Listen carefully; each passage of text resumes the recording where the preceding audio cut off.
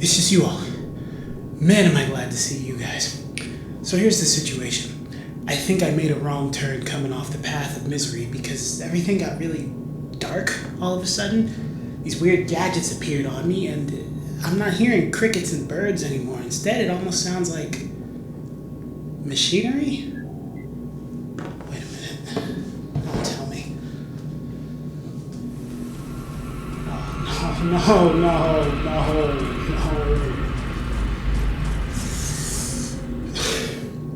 Okay, alright. Let's calm down. At least we know the drill this time. We gotta find our way to a safe zone, which in this universe is a med bay. And, we gotta do it soon. My masochistic side kind of took the steering wheel this summer, and he's calling the shots right now. So even though I was transported to the kiln of the first flame, after a trip through the Boreal Valley, it looks like I somehow wound up in Krot. And given what that pretty crestfallen-looking weirdo told me, it seems like if I play all the Soulslikes I own, maybe I can get out of here and make it back to my own world. And while I'm embarking on this quest, we may as well make a show out of it, maybe even learn something new. We'll do some research into the circumstances surrounding the creation and influences of these games. We'll tackle their handling of story versus gameplay and the new mechanics and additions they bring to the table, and determine for ourselves, is there truly a king of the Soulslikes as some people claim? We'll see.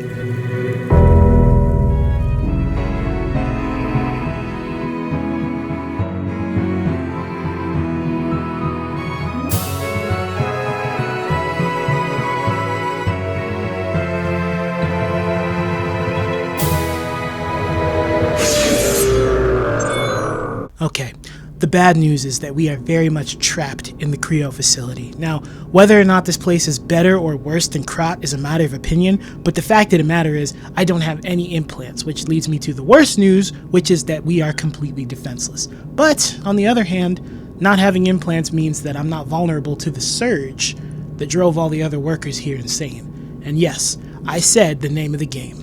Popularity-wise, the surge is not as well known as something like Neo, for example, but in the Souls-like enthusiast community, the name is recognized, and for good reason. Aside from its setting, there are a few things that let this sci-fi Souls-like stand on its own.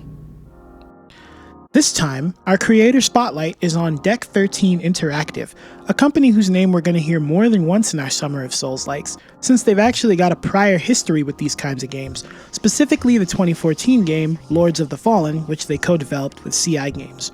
And yes, I said 2014, not 2023.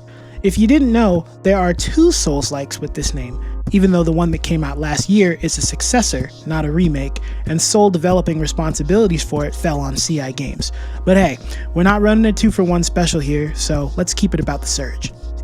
There were two main inspirations Deck 13 named as pertinent to their then new game. First and most obviously, Dark Souls, and second, a lesser-known 90s fighting game called Rise of the Robots, which found its way onto everything from the SNES to the Game Gear to the Mega Drive, and even to systems like the 3DO and the CDI. Well, that's kind of a weird place to pull inspiration from.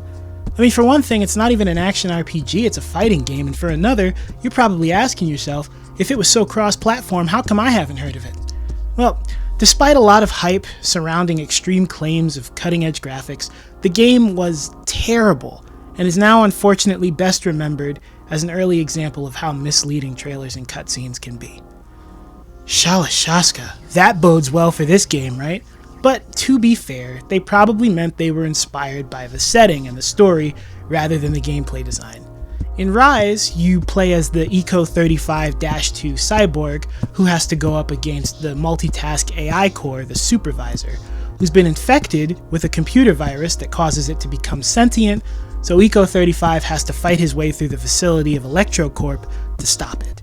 Spoiler alert, that is almost exactly what happens in this game.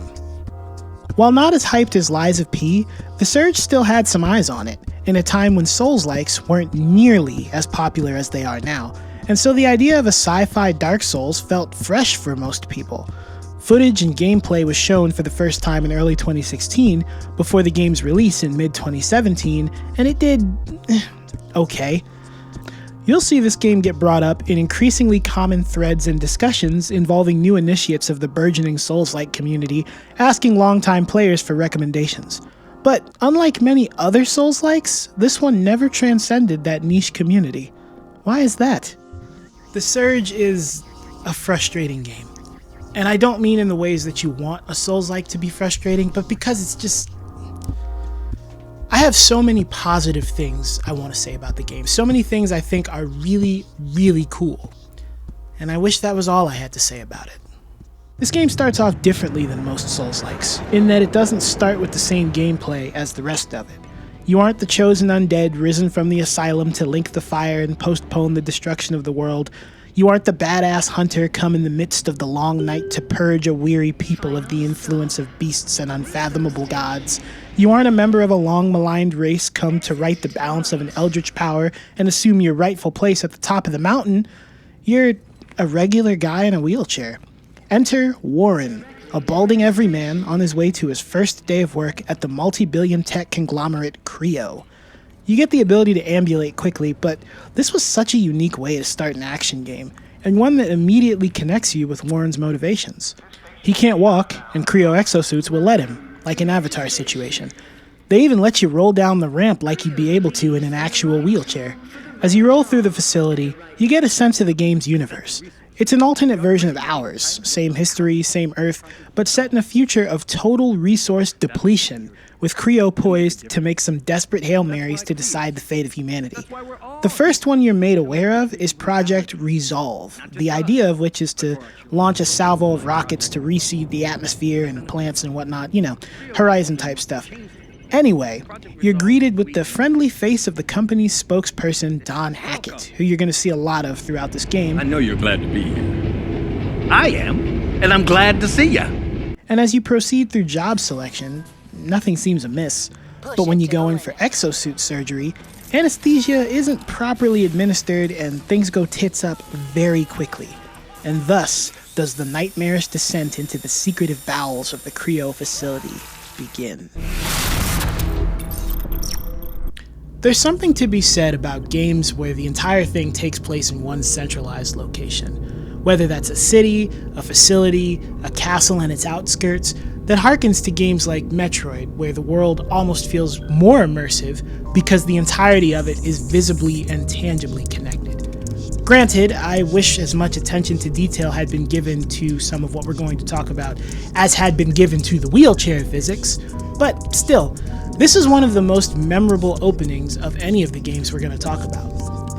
Call it my instinct as a teacher, but I usually like to list the positives before diving into criticism.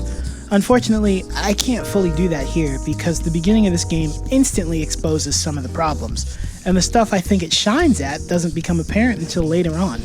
And aside from the combat, which works exactly how you'd expect, dodge, hit, watch your stamina, limited heals, go to the med bay to rest and respawn all your enemies, you know the drill by now.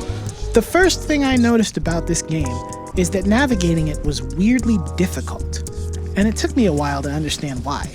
Now, before we start taking a critical look at things, I want to say that none of this video means I hold FromSoft as some untouchable bastion of good design. But if you're trying to make a From-style action game, it's good to identify and understand what they do that makes those games so compulsively playable, even when they piss you off. When I think about what defines the Souls-like template, I think a visual adventure you don't have to be guided through. You're thrown into it. Maybe you grab some vague, cryptic hints here and there about where to go or what to do, but for the most part, you have zero explicit direction, and somehow 60 hours go by and you're fighting God. What lets them do that without vexing players to the point where they quit? World design. Even in the most intricate maps From has ever made, you'll likely be able to find your way through on your own, because they're laid out such that whether you realize it or not, you are being guided by intuition and curiosity.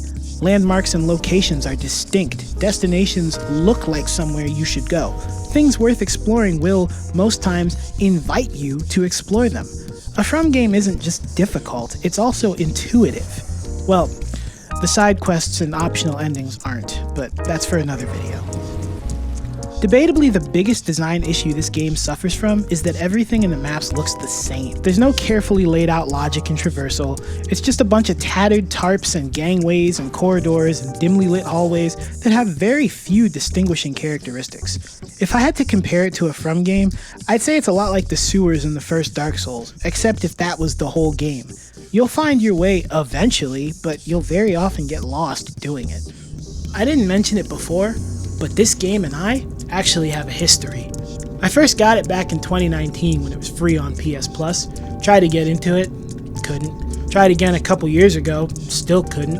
And then decided to come back to it this summer to finish out that chapter in my life once and for all.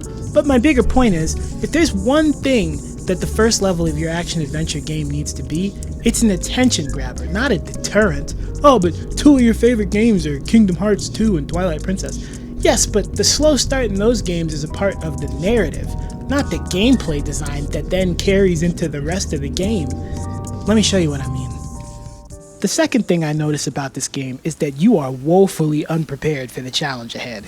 Your first couple enemies are these little drones that you bash to pieces easily, but before long, you encounter other exosuited workers who've mysteriously been driven insane.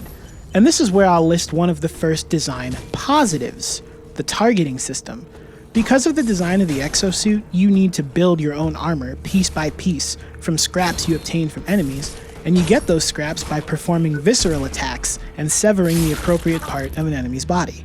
The frequency with which you attack a given body part determines the likelihood of you severing it. The good thing about this is that, besides being cool, it both eliminates a lot of the RNG material grind we're used to in games and lets you target unarmored body parts for an easier fight. The bad thing is that it necessitates that there be exosuited human enemies throughout the game, because to upgrade your armor, you need stronger materials from stronger enemies.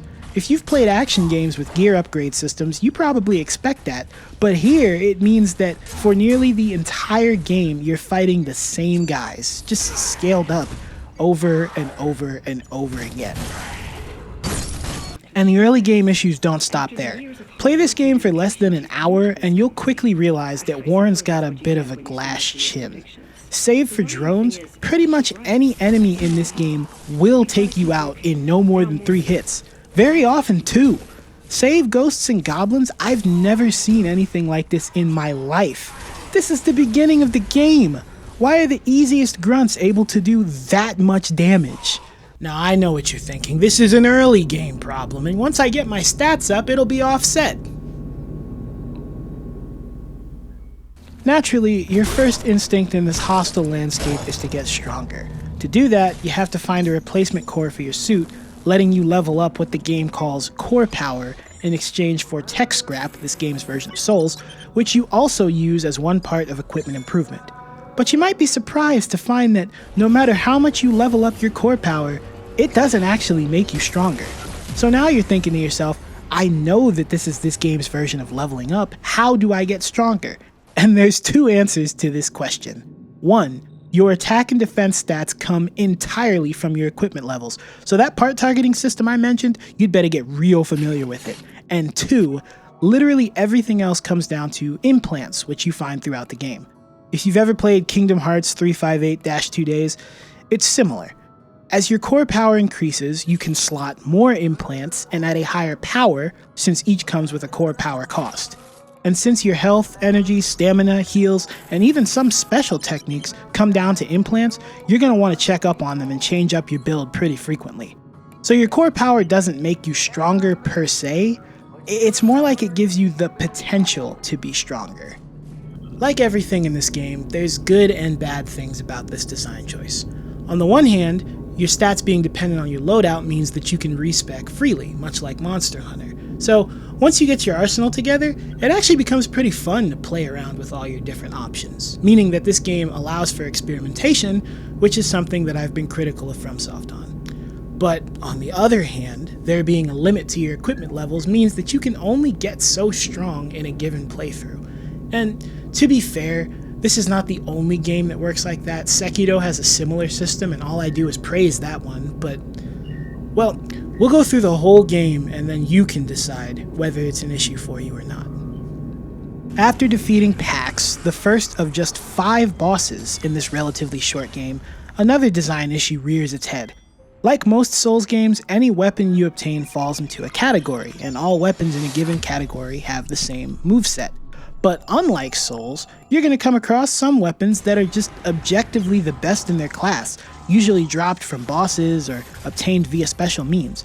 Already, having a weapon that's objectively the best in its class kills some of the fun of experimentation, but with Pax's boss drop, the best single-rigged weapon in the game, it's even more egregious because you'll find worse single-rigged weapons later in the game, and why would you even use them? There's literally no point. It's not the biggest problem, but it's just representative of one of the biggest problems with this game. A lack of balance, especially in the combat design, and it manifests in ways both large and small. Enemies will continue to 3-shot you into the late game, with 2-shotting becoming more common in the last leg. But then there's smaller details that don't make sense either. Explain to me how an enemy who has a staff is doing splash damage. Don't even get me started on Black Cerberus, who's probably the worst boss I've ever fought in an action RPG. Up there with the likes of Bed of Chaos, and he really could have his own video. Frankly, he probably will get his own little video detailing how terrible of a fight it was. It was that bad. But now that we've dealt with the combat issues, let's talk about them in the context of the game. Because, let's be honest, it's not like FromSoft is perfect at this kind of stuff either, but their games often end up being more than the sum of their parts. So we're more forgiving on the shortcomings, given the context around them. Will that be the case here? For one, the aesthetic, this techno nightmare of cables and tangled wires growing denser as you descend deeper into the bowels of the facility, seeing more and more weird shit, is terrific. You'll go from seeing other workers to strange robots to bioengineered mutants to glitched out semi-digital monsters, but the enemy variety is awful. Let's do a roundup. Humanoids, the security guards, which are still humanoids, but they've got different attack patterns, so I'll be generous. The dogs, the welding robots, the drones, the mutants, again, still humanoid, but at least they fight pretty differently. The service tunnel robots, the plasma beings, and the crystal monsters. I can count all the enemies in the entire game on my 2 hands. Remember last video when I said that the most common place for a Souls-like to cut corners is with enemy variety? Well, behold. With only 5 bosses, I guess you can't expect much, but that doesn't make it good. The story is fairly interesting. Unlike Lies of P, this one takes the Souls approach, where the only way you'll figure it out is by going out of your way to do so.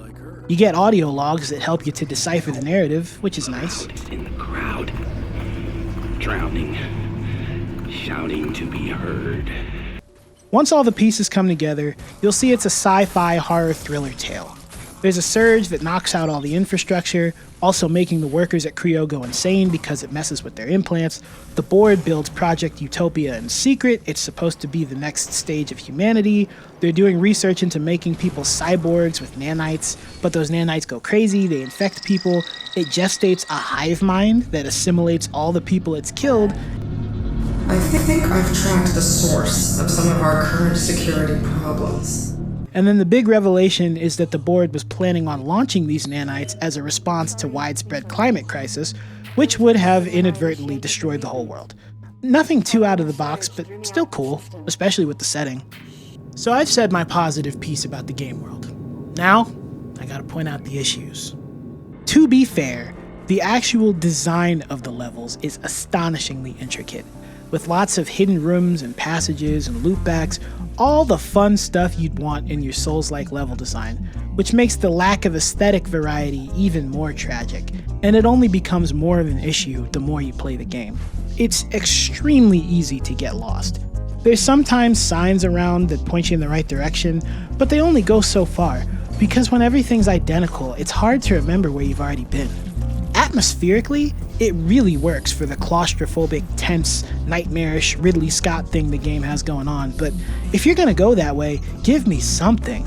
A map, some color coding, more aesthetic variety, anything to make it more user-friendly. Ooh, here's one of my favorite, absolutely indefensible examples. Anyone who's played a Souls-like knows that dropping down into inconspicuous areas to access new hidden locations is common. But guess what? Do that here, and it kills you. Not because of fall damage, but because the ground is coded to be a hazardous surface akin to a bottomless pit, and touching it will kill you. Are you serious? You're gonna die the first time for sure, because why would you think regular ground would kill you? Is there an invisible minefield? If it's not ground, why make it look like it? Put acid there, or lava, electrified water, anything to let me know, hey, that's a hazard. And yeah, it feels strange to list lack of user-friendliness as a complaint in a genre where everything is hostile. But with the level up system not leveling you, confusing world layout, unbalanced combat, and cheap tricks, there's just too much working against you at once. The surprise attacks and ambushes are absurd. Mid-game on, there's one around every other corner, it seems. Exacerbating this issue are some positively astounding aggro ranges. It's like the Hardy Boys of shit mechanics. Enemies will hear a fight in the next room and come jump you. Very often, I've been stabbed in the back by something that ran from somewhere hidden. And it's especially unfair when everything, even in the end game, will two-shot you or one-shot you. Every enemy. A full set of armor, nearly fully upgraded, lots of health buffs, I was still getting two-shotted. And there's no way to grind past that because there's a ceiling on how strong you can make your armor per playthrough. Really, the only reliable method of clearing this game is to equip the version of heals that replenish when you land attacks. I can't imagine trying to play this game without that. Now, are these all actually design issues? It's common on the internet now to call things design issues to lend credibility to your complaints when really it's the player being unwilling to engage with mechanics and not wanting to get good. Well, 1, I beat the game, so I got good. 2, I definitely engaged with the game's mechanics, save for weapon switching, which I didn't even know you could do until pretty late in the game. And 3, when you combine enemies that'll two-shot you with a progression system that doesn't let you grind past that, and ambushes around every corner, you get a game where the semi-unfair challenges you'd put in a Souls game as a fun challenge for the player to have to think on your feet and overcome are guaranteed death sentences. In your typical Souls-like, an ambush would take maybe 30-40% of your health before you go, oh shit, and react. It's cheap, sure, but you overcame. In the Surge, you will almost always die the first time. You could get away with that in any other game, but when 2 hits from any enemy will kill you, it's just not gonna work. The definition of unbalanced. You'll either win in seconds without taking any damage, or you'll be killed. An established Souls fan would probably get a lot out of the Surge, if finding it a bit frustrating at times, but a newcomer? This game would put them off of ever playing any of the others. And it's a shame because I don't want to have bad things to say about this game because the things that were good were really good. The level design, for example, kicked ass. The story had some genuinely effective moments, like Don Hackett. When you find him after he hangs himself at the end of the game, that was a genuinely effective moment. I really felt sorry and sad for him. The reveal that the hologram you've been talking to the entire game is just a projection of the hive mind was a good reveal.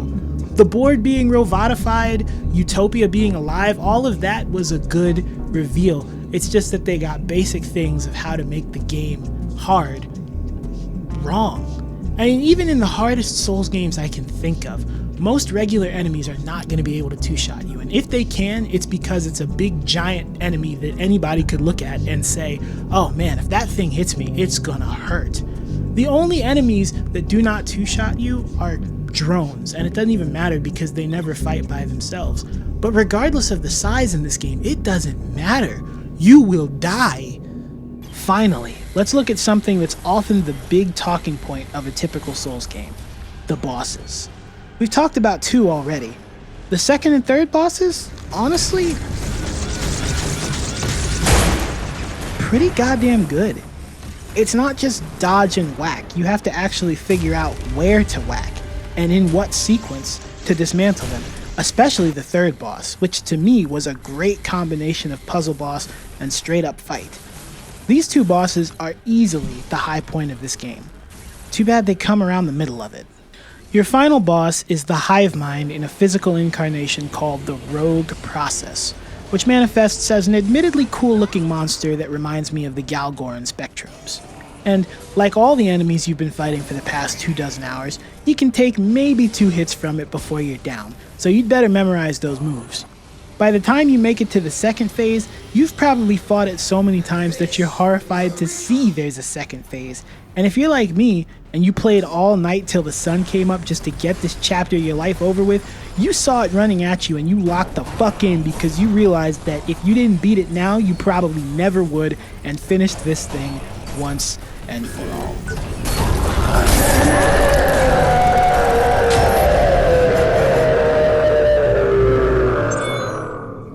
That's the Surge. And that's the game. That's the Surge. Overall, not a bad game. Really cool additions to the formula. But holy hell, was it frustrating at times. Would I recommend it? Fuck it. If you're a Souls fan, check it out. It's worth at least one playthrough. Am I going to play the sequel? Pfft, not this summer. What's this? Well, it seems like the power in this sector's back on. And not a moment too soon, too. It seems like the perfect time for me to get the hell out of here. Tune in next time and we'll see where we're going next. Same real new time, same real new channel.